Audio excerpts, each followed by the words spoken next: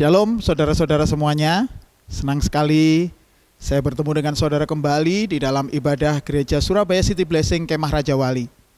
Hari ini secara khusus kita akan belajar tentang sesuatu yang sangat menarik tentang firman Tuhan, dan saya berharap Bapak Ibu semuanya diberkati luar biasa. Tapi sebelum kita belajar firman Tuhan, saya ajak Bapak Ibu semuanya untuk berdoa. Mari kita berdoa. Bapa Allah yang kami kenal di dalam nama Tuhan Yesus Kristus, kami bersyukur karena Tuhan sudah memberikan keselamatan yang luar biasa buat kami. Hari ini kami mau belajar bahwa hidup kami itu harus semakin diubahkan Tuhan.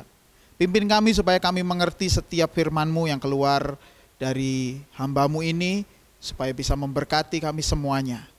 Terima kasih Tuhan, di dalam nama Tuhan Yesus Kristus kami sudah berdoa dan mengucap syukur. Yang percaya Tuhan mari berkata, amin. Bapak Ibu semuanya, ketika Bapak Ibu sedang menyaksikan program ini, Bapak Ibu sedang berada di ibadah raya Gereja Surabaya City Blessing Kemah Raja Wali. Dan hari ini secara luar biasa kita akan belajar mengenai sebuah tema. Tema yang memberikan Bapak Ibu cara pandang yang benar mengenai kekristenan. Bagaimana kekristenan itu harus berubah, harus diubahkan seperti Tuhan Yesus Kristus. Kita akan belajar mengenai metamorfoste. Apa itu metamorfoste? Kita akan melihatnya dari firman Tuhan. Bapak Ibu, yang harus kita pahami sebagai dasar dari bagaimana mengalami hidup kekristenan yang benar, itu adalah kita harus tahu bahwa kekristenan itu bukan sebuah keberagamaan. Artinya kekristenan itu bukan sebuah agama. Walaupun secara sosial kita bisa disebut agama Kristen, tetapi sebenarnya kehidupan kekristenan itu tidak sama dengan kehidupan keberagamaan. Mengapa demikian? Hal yang paling kelihatan di dalam kehidupan keberagamaan, hidup keberagamaan itu diatur oleh sebuah hukum. Kalau orang Yahudi hidupnya diatur oleh Taurat. Mereka liburan di hari Sabat, mereka berlibur di hari Sabat atau libur di hari Sabat, mereka tidak boleh kemana-mana. Gitu, mereka harus ada di dalam rumah, bahkan ada di sinagog. Mereka diatur makan makanan apa yang boleh dan mana makanan yang tidak boleh. Mereka juga diatur beribadah pada jam-jam tertentu. Orang-orang Yahudi memiliki Taurat yang sangat kuat di dalam hidup mereka. Itu adalah kehidupan keberagamaan. Tetapi harus disadari Bapak Ibu, bahwa hukum itu pada akhirnya tidak akan bisa mengatur secara sempurna terhadap manusia. Hukum tidak akan bisa mengatur secara sempurna di dalam kehidupan manusia. Kita bisa melihatnya, ada negara-negara yang berdasarkan keagamaan. Berjalannya itu diatur dengan sebuah keberagamaan. Tetapi mari kita lihat, moralnya sangat memprihatinkan. Keberagamaan di dalam hidup mereka atau hukum di dalam hidup mereka seolah-olah hanya menjadi pakaian yang nampak dari luar. Tetapi sebenarnya di dalam mereka ada sebuah keadaan yang memprihatinkan di dalam kehidupan mereka sebagai manusia. Nah, sementara kekristenan itu, di dalam kekristenan itu kita belajar gaya hidup Tuhan Yesus Kristus yang kita terapkan di dalam kehidupan kita. Bapak Ibu bisa melihat di dalam kehidupan kekristenan itu sama sekali seolah-olah tidak ada hukum yang mengaturnya. Kekristenan tidak pernah diatur kapan harus berdoa, kapan harus berpuasa, makan makanan apa. Tidak ada yang mengatur, seolah-olah kekristenan tanpa hukum. Tetapi mari kita lihat, kekristenan itu sebenarnya bukan tanpa hukum, tetapi Tuhan Yesuslah yang menjadi hukum kita. Artinya hidup Tuhan Yesus harus ada di dalam kehidupan kita, harus kita miliki. Nah, itulah yang disebut, makanya sebenarnya kekristenan itu adalah sebuah gaya hidup Tuhan Yesus yang kita terapkan di dalam kehidupan orang-orang yang percaya seperti saya dan Bapak Ibu semuanya. Di dalam kekristenan itu seseorang harus belajar kebenaran. Orang nggak bisa di dalam kekristenan nggak pernah belajar sama sekali tentang kebenaran. Nggak bisa, mereka harus belajar kebenaran. Mengapa harus belajar kebenaran? Tentunya belajar kebenaran dari firman Tuhan. Karena dengan mereka belajar kebenaran, mereka bisa mengerti kehendak Tuhan. Apa yang baik, yang berkenan, dan yang sempurna. Bagaimana mungkin seseorang menganggap dirinya adalah pengikut Kristus tapi tidak pernah belajar kebenaran? Dia harus belajar kebenaran supaya mengerti kehendak Tuhan.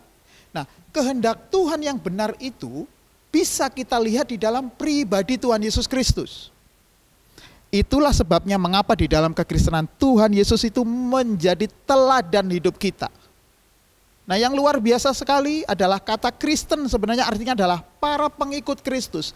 Jadi saya dan Bapak Ibu ini adalah orang-orang yang mengikuti kehidupan Tuhan Yesus Kristus. Kehidupan di dalam diri Tuhan Yesus Kristus itu harus benar-benar nyata di dalam kehidupan kita. Harus benar-benar terlihat di dalam kehidupan kita. Karena pada akhirnya kehidupan kita lah yang nanti akan menjadi saksi. Itulah yang disebut kekristenan itu menjadi saksi kehidupannya. Karena dengan kehidupan kita ini, kita membuktikan bahwa Kristus itu tinggal di dalam hidup kita dengan cara apa? Kelakuan kita setiap hari yang semakin lama, semakin cemerlang seperti Tuhan Yesus Kristus. Oleh karena itulah, kehidupan orang Kristen itu justru semakin bercahaya di tengah-tengah kegelapan dunia. Sama seperti sebatang lilin yang akan bercahaya di dalam gelap. Atau lampu yang bercahaya di dalam kegelapan akan kelihatan jika berada di dalam gelap. Makanya kalau dunia kita ini, kita ketahui ya Bapak Ibu, sekarang ini karena masa pandemi seperti ini kejahatan semakin luar biasa. Seharusnya kehidupan orang yang percaya itu semakin lama bertambah-tambah terangnya. Orang akan semakin melihat cahaya Kristus di dalam kehidupan orang yang percaya.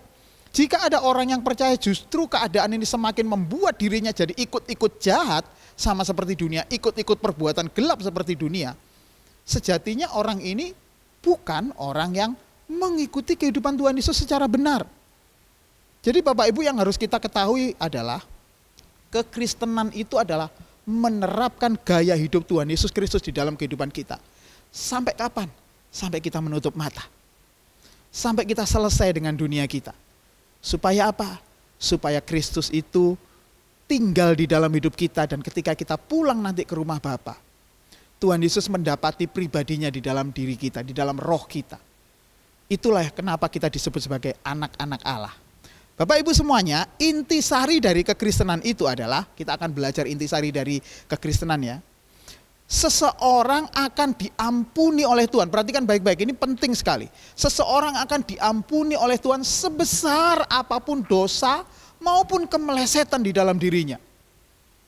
Jadi walaupun kita melakukan dosa yang seberat apapun, tetapi kasih karunia Tuhan itu sanggup untuk mengampuni kita. Pertanyaannya adalah, mengapa kita diampuni? Apakah kita diampuni setelah itu selesai? Nggak ada yang bisa kita lakukan lagi, ya sudah aku diampuni selesai. Tidak demikian. Orang yang diampuni itu Tuhan mengampuninya dengan tuntas. Itulah yang disebut keselamatan itu hanya oleh kasih karunia, bukan karena perbuatan baik kita. Perbuatan baik kita itu tidak akan pernah bisa menyelamatkan kita. Yang membuat kita selamat itu hanya karena kasih karunia. Maka berbahagialah Bapak Ibu semuanya yang percaya kepada Tuhan Yesus, yang diselamatkan oleh kasih karunia Tuhan. Tuhan tidak akan mengingat dosa kita lagi. Tuhan tidak akan mengingat kesalahan-kesalahan kita yang lama. Semuanya sudah diselesaikan oleh Tuhan di atas kayu salib. Yesus telah menebusnya. Perhatikan, dengan darah yang mahal. Dengan darah yang mahal. Yang kita sendiri tidak bisa bayar. Makanya Bapak Ibu, kalau ada orang yang menolak keselamatan dari Tuhan Yesus Kristus, orang ini adalah orang yang paling malang ketika dia memiliki kesempatan untuk percaya dan dia sampai sekarang belum memutuskan, bahkan belum memiliki tindakan apapun untuk percaya kepada Tuhan Yesus Kristus. Sayang sekali. Karena apa? Karena sebenarnya perbuatan kita tidak akan bisa menyelamatkan kita. Yang menyelamatkan kita hanya kasih karunia Tuhan. Karena kita percaya kepada Tuhan Yesus Kristus. Itulah yang disebut grace alone, hanya oleh kasih karunia kita diselamatkan. Nah, bagaimana orang percaya setelah diselamatkan? Kita akan melihat dari bagan ini Bapak Ibu ya.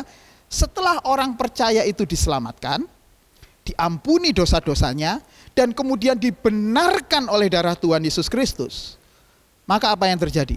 Seseorang akan diubah. Akan diubah oleh Roh Kudus. Jadi pengampunan dari Tuhan itu tidak hanya berhenti kepada pengampunan, kepada pembenaran saja. Banyak orang yang masih berpikir di satu sisi aja. Ya sudah, aku dibenarkan, selesai. Enggak. Yang luar biasa, Tuhan akan mengubah Bapak Ibu. Akan mengubah Bapak Ibu semuanya menjadi orang-orang yang memiliki pikiran dan perasaan yang terdapat di dalam Kristus Yesus. Itu ada di dalam Filipi 2 ayat yang kelima. Saya sudah sering bahas hal ini. Jadi luar biasanya, mengapa orang itu harus memilih Tuhan Yesus sebagai Tuhan dan Juru Selamat? Karena kita akan diubah. Bukan hanya dikasih kesempatan diampuni. Diampuni itu untuk diubah. Supaya mereka memiliki pikiran Kristus. Apa gunanya Pak Pendeta memiliki pikiran Kristus? Apa gunanya Pak memiliki pikiran Kristus? Dengar baik-baik Bapak Ibu. Orang untuk memiliki pikiran Kristus, supaya dia memiliki pikiran Kristus, dia harus melihat kehidupan Tuhan Yesus Kristus. Kehidupan Tuhan Yesus Kristus itu harus dia praktekkan di dalam kehidupannya sehari-hari. Karena dengan pikiran dan perasaan Kristus itulah orang bisa memerintah bersama-sama dengan Tuhan Yesus di dalam kerajaan surga nantinya. Orang yang memerintah di dalam kerajaan surga adalah orang yang sepikiran dengan Tuhan Yesus Kristus. Tidak mungkin pemerintahan di dalam kerajaan Allah itu dipimpin orang-orang yang tidak sepikiran dan seperasaan dengan Tuhan Yesus Kristus. Nah, hal yang luar biasa yang dilakukan oleh Roh Kudus di dalam hidup Bapak Ibu adalah mengubah hidup Bapak Ibu. Mengubah supaya Bapak Ibu memiliki pikiran dan perasaan Kristus. Oleh karena itulah kita yang percaya kepada Tuhan Yesus, yang telah diampuni oleh Tuhan, semua dosa kita telah diampuni.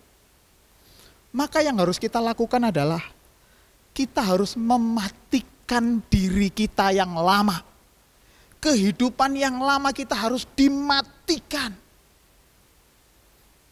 Mengapa harus demikian? Kalau kehidupan yang lama kita dimatikan, maka Kristus akan hidup di dalam hidup kita. Amin. Selama kita tidak mematikan hidup kita yang lama, Tuhan Yesus tidak bisa dihidupkan dalam hidup kita. Mengapa? Karena penguasanya di dalam diri kita masih diri kita sendiri. Bapak Ibu percaya kepada Tuhan Yesus itu artinya adalah Bapak Ibu menjadikan Yesus itu sebagai Tuhan.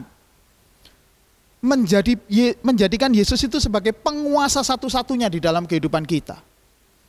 Orang yang masih percaya kepada, orang yang sudah percaya kepada Tuhan Yesus Kristus tetapi masih menjadikan dirinya sendiri sebagai penguasa, artinya suka-suka sendiri, mau marah suka dirinya sendiri, mau tidak mengampuni suka-suka dirinya sendiri, mau melakukan kejahatan dosa suka-suka dirinya sendiri. Itu artinya dia belum menjadikan Yesus sebagai Tuhan. Kalau dia menjadikan Yesus sebagai Tuhan, dia akan membuat Tuhan Yesus itu memerintah di dalam diri mereka. Nah, pertanyaannya adalah, mau enggak kita mematikan diri kita yang lama? Mematikan diri yang lama itu bukan berarti kita bunuh diri, bukan. Yang dimaksud adalah mematikan keinginan diri sendiri kita yang lama. Mematikan keegoan kita yang lama supaya Yesus itu tinggal di dalam hidup kita dan mengatur hidup kita dengan kebenaran firman Tuhan, dengan kehendak Tuhan yang ada di dalam firman Tuhan. Bagian yang terpenting kekristenan itu di sini, supaya kalau Tuhan Yesus itu mengubahkan kita sedikit demi sedikit, kita diajar mengampuni, diajar untuk bersabar. Itu bukannya supaya kita jadi orang yang kalah. Bukan, kita diajar seperti itu oleh Tuhan Yesus Kristus supaya kita memiliki pikiran Kristus dan Kristus itu hidup di dalam kehidupan kita. Dan kita akan semakin lama semakin serupa dengan Tuhan Yesus Kristus. Artinya, kehidupan lama kita sudah tidak nampak lagi dalam hidup kita. Itu artinya kita disebut memiliki kehidupan yang baru. Nah, kalau kita sudah memiliki kehidupan yang baru, saudara baru bisa menjadi saksinya Tuhan Yesus Kristus. Bagaimana caranya? Orang akan melihat, orang akan tahu, oh orang ini, orang sebaik ini pasti Tuhannya luar biasa. Orang baik seperti ini pasti kebenaran firman Tuhannya yang dia pahami luar biasa.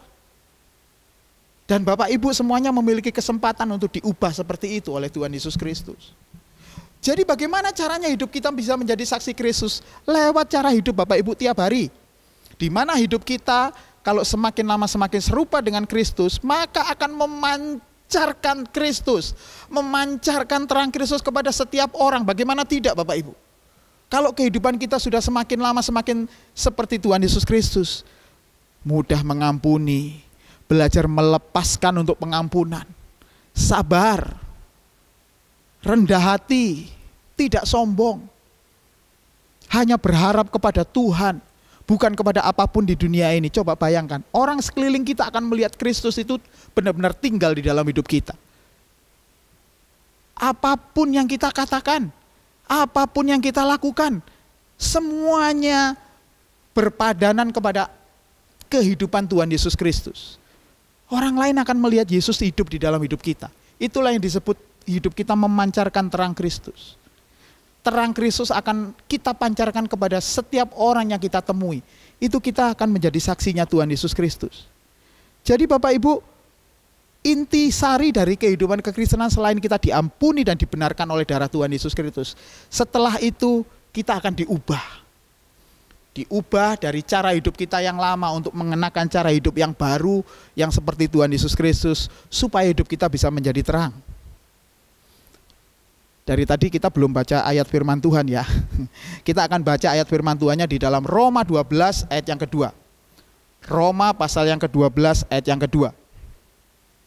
Saya akan bacakan buat Bapak Ibu semuanya, tolong disimak ayat ini baik-baik karena ayat ini mengandung kebenaran. Saya suka sekali dengan ayat ini.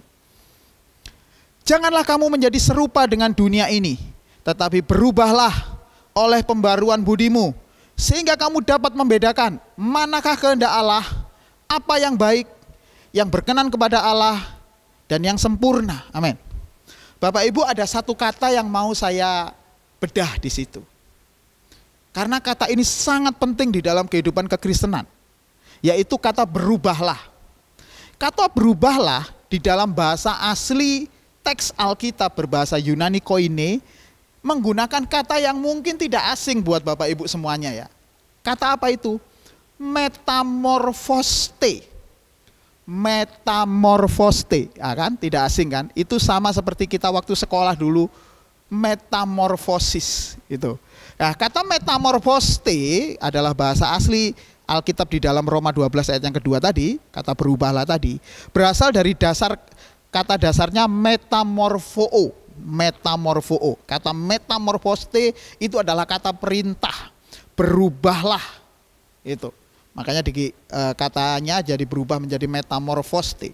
Nah, kata metamorfoste atau metamorfoo itu kita bisa dengan mudah melihat sebuah perubahan seperti yang terdapat di dalam seekor ulat yang menjadi kepompong, lantas dia menjadi kupu-kupu. Berubahnya ekstrim nggak Bapak Ibu? Ekstrim. Dari seekor ulat yang menjijikkan, lantas hanya menjadi kepompong yang modelnya seperti karung begitu ya, karung kecil begitu. Kemudian setelah itu dia menjadi seekor kupu-kupu yang sangat indah. Apa yang kita bisa dapat dari sini Bapak Ibu? Yang pertama, perubahan di dalam diri kita itu by proses. Ada prosesnya.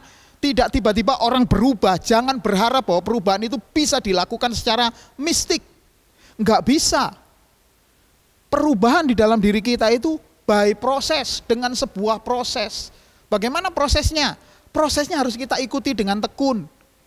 Lewat setiap masalah dan persoalan yang kita alami setiap hari. Itu prosesnya Tuhan. Bapak Ibu, kalau hari-hari ini Bapak Ibu dipertemukan dengan orang-orang yang membuat hati kita sakit, itu adalah proses dari Tuhan supaya Bapak Ibu menjadi orang yang mudah mengampuni.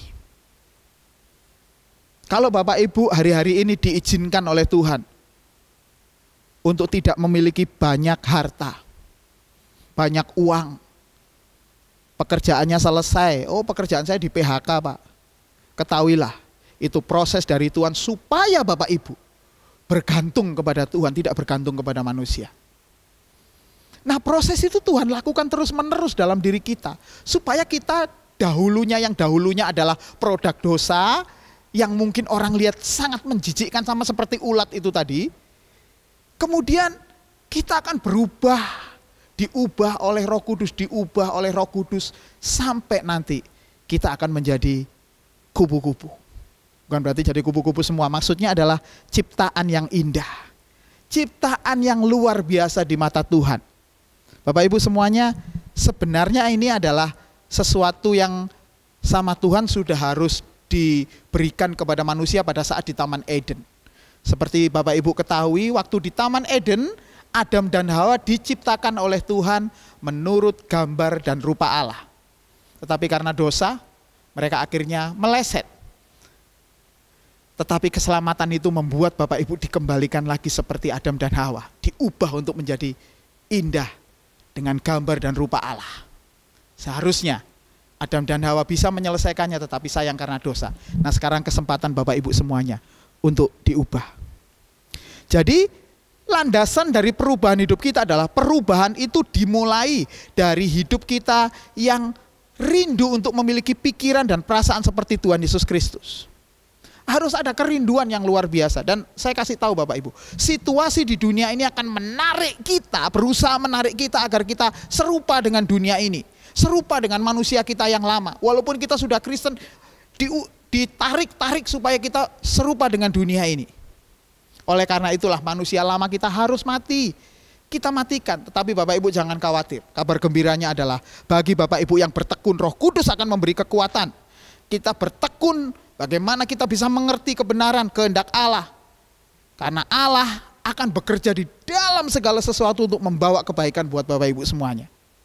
Jadi Bapak Ibu, perubahan itu adalah sebuah perjuangan seluruh hidup kita sampai garis akhir hidup kita.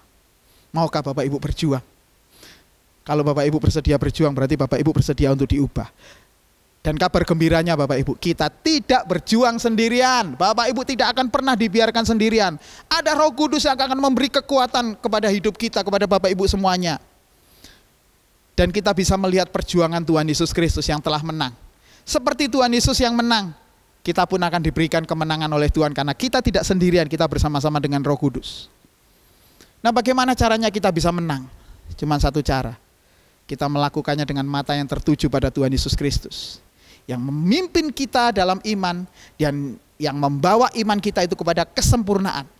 Yang dengan tekun memikul salib ganti sukacita yang disediakan bagi dia, yang sekarang duduk di sebelah kanan tahta Allah. Ibrani 12 ayat yang kedua. Artinya Bapak Ibu, walaupun kita berjuang selama di dunia ini berat, tapi lakukan perjuangan itu dengan mata yang tertuju pada Tuhan Yesus Kristus. Artinya, lihat perjuangan Yesus. Lihat Tuhan Yesus. Lihat Kristus yang berjuang dan menang. Bapak Ibu pun bisa.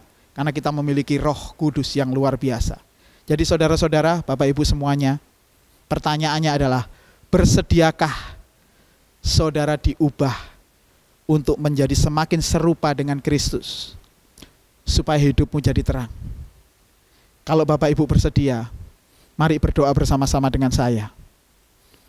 Kita tutup mata, bagi Bapak Ibu yang semua yang mau diubahkan oleh Tuhan, taruh tanganmu di dada. Saya mau berdoa dari tempat ini buat Bapak Ibu semuanya. Tuhan Yesus Kristus, Engkau melihat tangan-tangan yang ditaruh di dada mereka.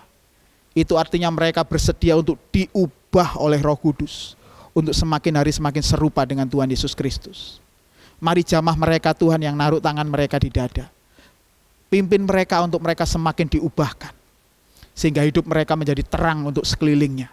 Tidak dipengaruhi oleh dunia, tetapi mereka justru menjadi pengaruh. Membawa pengaruh yang baik bagi dunia. Yaitu pengaruh Tuhan Yesus Kristus yang mempengaruhi banyak orang. Supaya mereka percaya kepada Tuhan Yesus Kristus. Sehingga hidup mereka pun bisa menjadi murid-murid Tuhan Yesus Kristus yang luar biasa. Hamba-Mu selesai berbicara, tetapi Roh Kudus mari terus berbicara di dalam hati kami semuanya. Sehingga membuat hidup kami semakin hari semakin serupa dengan Tuhan Yesus Kristus. Di dalam nama Tuhan Yesus Kristus kami sudah berdoa dan mengucap syukur. Mari yang percaya Tuhan katakan amin. Tuhan Yesus memberkati Bapak Ibu semuanya. Kita akan bertemu di dalam ibadah berikutnya. Amin. Bapak Ibu Saudara terkasih, kita siapkan hati kita dan pikiran kita untuk seperjamuan dengan Tuhan, supaya kita benar-benar merasakan kehadiran Tuhan di mana kita berada. Dan siapkan juga roti dan anggur menjadi lambang tubuh dan darah Kristus. Dan kita sungguh-sungguh percaya bahwa apa yang kita akan lakukan ini untuk memperingati apa yang Tuhan Yesus sudah lakukan lebih dari 2021 tahun yang lalu, Sehingga kita yang mungkin sedang sakit, imani bahwa apa yang Tuhan Yesus kerjakan di atas kayu salib memberi kesembuhan, pemulihan, keselamatan, keberkatan. Dan saya akan, mari kita siapkan hati kita. Saya akan mengangkat roti. Mari kita angkat roti di tangan kita. Ini roti biasa, tetapi saat kita mempercayainya, ini adalah tubuh Kristus yang dipecah-pecahkan bagi saudara dan saya. Saya akan membacakan firman-Nya di dalam 1 Korintus 11 ayat 23, dikatakan, sebab apa yang telah kuteruskan kepadamu, telah aku terima dari Tuhan, yaitu bahwa Tuhan Yesus pada malam waktu Ia diserahkan, mengambil roti, dan sesudah itu Ia mengucap syukur atasnya, Ia memecah-mecahkannya dan berkata, inilah tubuhku yang diserahkan bagi kamu, perbuatlah ini menjadi peringatan akan aku. Sebelum kita memakannya, kita masing-masing berdoa dan mengakui tubuh Kristus ini. Terima kasih Tuhan, kami bersyukur untuk tubuh-Mu yang dipecah-pecahkan bagi kami. Kami percaya Tuhan, kami yang telah mati terhadap dosa hidup untuk kebenaran. Dan kami percaya juga oleh bilur-bilur bekas luka-Mu, kami yang sedang sakit saat ini, kami telah disembuhkan dan kami menerima kesembuhan daripada Tuhan. Terima kasih Tuhan Yesus. Mari sama-sama kita memakannya.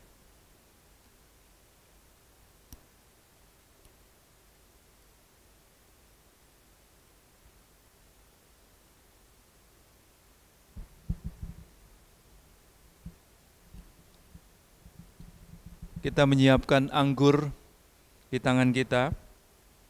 Ini anggur biasa, tetapi ketika kita mempercayainya, ini adalah darah Yesus yang tertumpah bagi saudara dan saya. Demikian bunyi firman-Nya. Demikianlah Ia mengambil cawan, sudah makan, lalu berkata, cawan ini adalah perjanjian baru yang dimeteraikan oleh darahku. Perbuatlah ini setiap kali kamu meminumnya, menjadi peringatan akan aku. Sebelum kita meminumnya, kita berdoa masing-masing dan akui darah Yesus di dalam setiap kehidupan kita. Terima kasih Tuhan untuk darah-Mu yang tercurah di atas kayu salib. Kami sangat percaya setiap tetesan darah mewakili segala dosa-dosa kami, segala kutuk yang harusnya kami tanggung. Tetapi dengan darah Yesus kami dengan penuh keberanian datang ke tata kasih karunia-Mu untuk mendapatkan pertolongan dan rahmat pada waktunya. Dan kami juga percaya Tuhan, oleh karena darah Yesus kami yang dahulu jauh menjadi dekat. Dan darah Yesus menghancurkan segala kuasa dosa, kuasa setan, sakit penyakit, segala kelemahan, segala kutuk bentuk apapun, sehingga kami menerima berkat-berkat yang terbaik dari apa yang Kau kerjakan di atas kayu salib. Terima kasih Tuhan untuk darah-Mu. Mari kita sama-sama minumnya.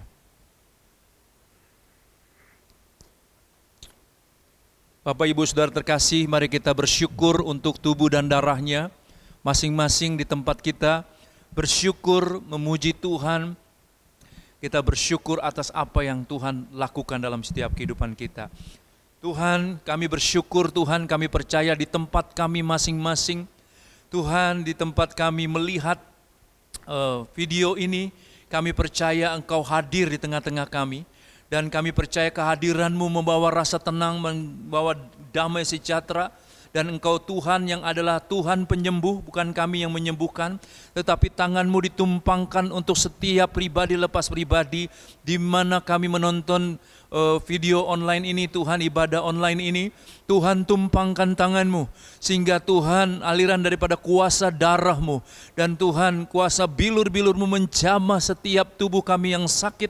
Dan kami dengan iman menerima kesembuhan dari apa yang Kau sedang kerjakan. Tuhan, lepaskan firman-Mu dan kami disembuhkan, dipulihkan, dibebaskan, dimerdekakan. Bahkan Tuhan, jikalau kami saat ini ada Tuhan hubungan yang retak, biarlah kasih-Mu membalut segala hubungan itu. Kasih-Mu mengikat kembali, menyatukan dan menyempurnakan segala perbedaan.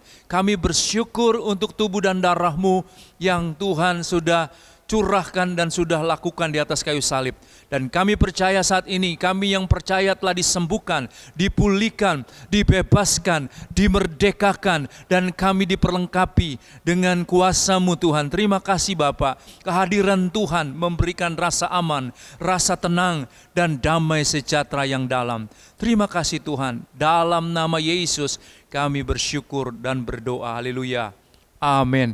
Saudara, sebelum kita berpisah satu dengan yang lain, saya percaya bahwa masalah-masalah kita sementara, tetapi kasih setia Tuhan tetap untuk selama-lamanya. Mari kita menerima berkat dengan mengangkat kedua tangan kita, dan biarlah berkat Tuhan boleh mengalir dalam setiap kehidupan kita. Bapa, dalam nama Tuhan Yesus, Engkau melihat setiap tangan yang terangkat. Mereka sudah mendengarkan firman-Mu. Mereka Tuhan sudah seperjamuan dengan Engkau. Tubuh dan darah-Mu menyatu dengan kami. Kami percaya saat ini juga Tuhan, kami siap untuk menerima berkat-berkat yang terbaik daripada Allah Bapa. Dan biarlah kasih karunia dan kebenaran daripada Tuhan Yesus Kristus memenuhi setiap kehidupan kami Tuhan. Bahkan persekutuan pribadi dengan Roh Kudus terus kami bangun mulai hari ini sampai Maranatha, di mana Tuhan Yesus berjanji akan menjemput setiap kami yang tetap setia, tetap percaya dan mengasihi Engkau. Tuhan, biarlah setiap kami diberkati di dalam apapun yang kami kerjakan. Tuhan membukakan pintu-pintu bagi kami yang ada dalam jalan yang buntu. Tuhan juga mengkonekkan kami dengan sumber-sumber yang kami butuhkan. Bahkan pemeliharaan-Mu, penjagaan-Mu, perlindungan-Mu menyertai setiap kami Tuhan. Umat-umat-Mu dimanapun kami berada. Tuhan, kami percaya Tuhan, berkat-berkat yang terbaik, berkat-berkat yang berlimpah turun atas setiap kami yang percaya kepadamu. Terima kasih Tuhan, di dalam berkat nama Tuhan Yesus Kristus kami sudah berdoa dan menerima berkat Tuhan. Haleluya, amin. Sekali lagi saudaraku, Tuhan Yesus memberkati kita semua. Shalom, tetap sehat dan tetap terus percaya kepada Tuhan dan mengandalkan Tuhan di dalam segala aspek kehidupan kita. Amin, shalom.